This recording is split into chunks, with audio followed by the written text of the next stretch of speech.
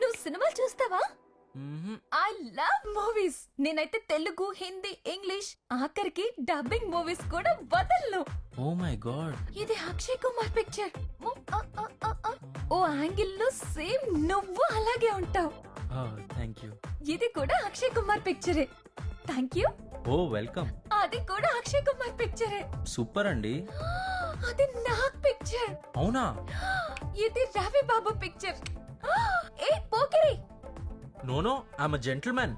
ఇది నాని పిక్చర్. నాని? ఇది మహేష్ పిక్చర్. చూడప్ప సిద్ధప్ప, నేను సింహం అంటానబ్బా. Power star. పవర్ స్టార్ ఎవరు?